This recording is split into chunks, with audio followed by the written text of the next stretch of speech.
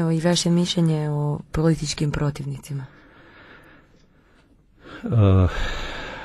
Gledajte, mislite sad na predsjedničke izbore, ne?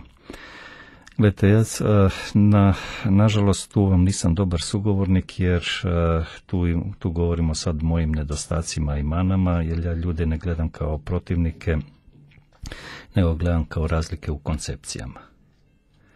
I mislim da imam tu argumentaciju za ovo o čemu smo danas razgovarali, da ovih najjači protivnici koji će biti, a to će po logici stranačkih mehanizama biti Josipović s jedne strane i vidjet ćemo ko će biti iz HDZ-a, još nije definirano, ali oni će po logici upravo tih stranačkih izbora morati nastaviti politiku koja se vodila ovih 10 godina.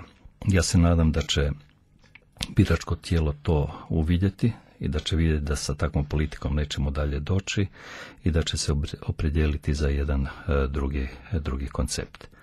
Jasna stvar, kada izbori završe, što se mene tiče, upravo zato što zagovaram tezu da Hrvatska treba se graditi na mnoštvu opcija, da nisam zato da se ljudi odbace i stavljaju na marginu, nego da se svakom da prostor, da se gradi uvijek mnoštvo tih opcija, da svako zagovara svoju opciju i da se onda oni u datim trenucima koriste.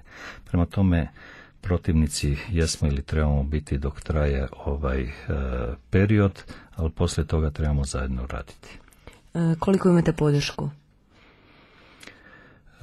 Mislite u kvantitativnoj ili kvalitativnoj? I u kvalitativnoj možda. Gledajte, istraživanja još nisu rađena zato što nisu poznati svi protukandidati, odnosno iz HDZ-a. Na jesen vjerojatno. Tako da na jesen će se to znati. Međutim, objektivno ima nekoliko tih kategorija na koju ja računam. Ja sam rekao da nije moja opcija ni lijeva ni desna, nego za Hrvatsku. Jer upravo to je način razmišljanja, to je ono što zagovaram.